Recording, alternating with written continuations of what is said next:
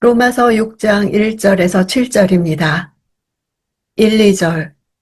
그러면 우리가 무슨 말을 해야 하겠습니까? 은혜를 더하게 하려고 죄 가운데 머물러 있어야 하겠습니까? 결코 그럴 수 없습니다. 죄에 대해 죽은 우리가 어떻게 죄 가운데 그대로 살겠습니까? 이런 질문은 바울이 당시 사람들이 제기할 법한 질문을 자신이 미리 제기하고 자답함으로써 논리를 더욱 선명하게 하기 위해 자주 사용하는 방법입니다. 은혜로 말미암아 의롭게 된 신자는 죄에 대해 이미 죽었으므로 죄에 계속 머물 수 없습니다. 죄에 대해 죽었다는 것은 더 이상 죄의 영향을 받지 않는 죄로부터 완전히 분리된 존재가 되어버렸다는 뜻입니다. 성도라 할지라도 육신이 연약하여 죄를 지을 수는 있으나 죄의 권세가 성도의 삶을 지배하지는 못한다는 것입니다. 은혜는 죄를 조장하는 것이 아니라 죄를 짓지 못하게 하는 능력입니다. 칭의는 단회적인 사건이지만 성화는 점진적인 것입니다. 의도적으로 죄에 계속 머무르려 하는 성도는 있을 수 없습니다. 3절. 그리스도와 연합해 세례를 받은 우리는 모두 그리스도의 죽으심과 연합해 세례를 받은 줄을 알지 못합니까? 갑자기 세례를 말하는 것은 세례가 바로 죄에 대한 성도의 죽음과 새 생명으로의 삶을 상징하기 때문입니다. 그리스도의 죽으심과 연합한 자는 자신도 죽음을 경험하는 것입니다. 정확히는 침례를 말합니다. 물속에 완전히 들어갈 때 장래되고 다시 나올 때 부활하는 것입니다. 완전히 다른 사람이 된 것입니다. 그래서 거듭났다, 새 피조물이 되었다, 새 사람, 속사람이라는 표현을 씁니다. 생각이 새로워지고 지식까지 새로워지고 본질이 변화됩니다. 이제는 하나님의 말씀을 듣고 언약을 지키는 일이 가능한 사람이 되었습니다. 내 안에 새 생명이 있다는 것은 그런 뜻입니다. 예전과 동일한 자리에서 순종하지 못하고 형벌받는 것이 아닙니다. 4절. 그러므로 우리는 그리스도의 죽으심과 연합해 세례를 받음으로써 그분과 함께 묻혔습니다.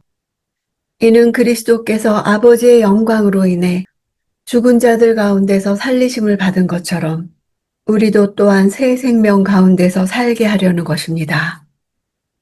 세례를 받음으로 그와 함께 묻혔다는 것은 그냥 죽은 정도가 아니라 아예 그분과 함께 무덤 속에 매장되었다는 것입니다.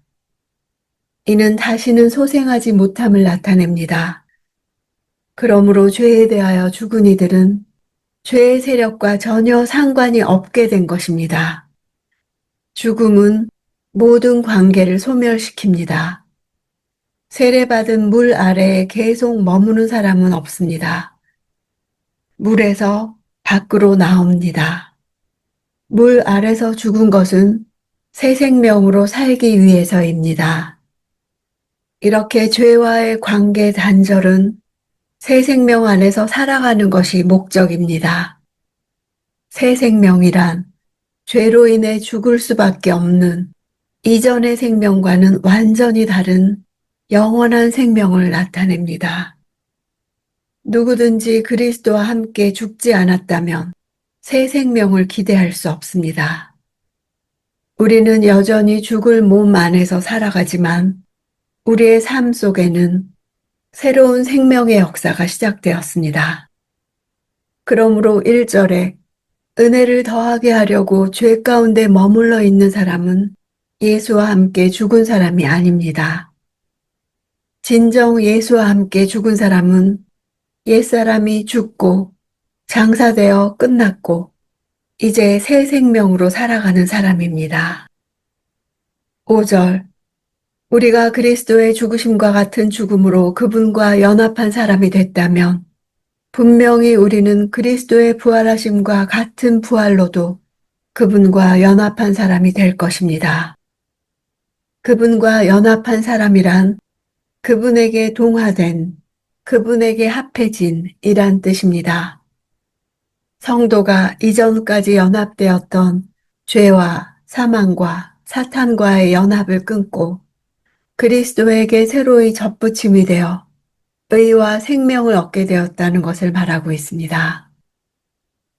6절. 우리의 옛사람이 십자가에 못 박힌 것은 죄의 몸이 멸해져 우리가 더 이상 죄의 종이 되지 않게 하려는 것임을 압니다. 죄의 몸이란 죄의 지배를 받는 옛사람을 말합니다. 원문대로 번역하면 죄에게 속한 몸이 없어지게 함으로써 이제부터는 더 이상 종노릇하지 않기 위해서가 됩니다. 죄의 몸, 즉 계속 죄를 짓고자 하는 옛사람을 멸한 것은 다시 죄의 종노릇하지 않게 하려고입니다. 죄의 몸, 종노릇 등의 표현은 우리의 이전 상태, 예수와 연합하기 이전의 모습이 얼마나 절망적이었는지 알게 해줍니다. 그런데 우리가 예수와 연합하는 순간에 이 문제가 즉시 해결되었습니다. 죄의 종노릇 하던 옛사람이 없어짐으로써 우리에 대한 죄의 지배력이 상실된 것입니다. 따라서 이제 성도는 더 이상 죄의 종이 아니라 죄에게서 해방된 자유인이 된 것입니다. 7절. 이는 죽은 사람은 이미 죄에서 벗어났기 때문입니다. 채무가 정리되면 채권자와 채무자의 권리와 의무 관계도 모두 상실됩니다. 성도들은 옛날에 죄된 본성과 행위에 대해 죽었으므로 죄와 더 이상 상관이 없게 된 것입니다. 죄가 완전히 청산되어서 죄가 더 이상 그를 주관하지 못합니다. 바울이 강조하는 것은 죄가 그 다스리는 힘을 상실했다는 데 있습니다. 바울은 그래서 성도가 죄에 빠질 가능성이 없다고 말하는 것이 아닙니다. 성도들은 실제 죄에 빠집니다. 어리석게도 우리는 죄에 다스리는 권세가 여전한 것처럼 반응하고 이미 정복당한 그 권세에 굴복하기도 합니다. 그러나 이 사실이 그리스도께서 죄와 사망의 권세를 그의 십자가와 부활을 통해서 정복하셨다는 사실을 되돌리지는 못합니다. 물론 우리 눈에 보이는 현실은 궁극적인 하나님의 영광이 아직 완성된 상태는 아닙니다. 그러나 우리는 이미 하나님의 영광이 드러난 세상에 들어와 있습니다. 예수께서 우리를 구원하기 위하여 성육신 하신 것이 우리의 하루하루 삶을 통해 연장되는 것을 믿습니다.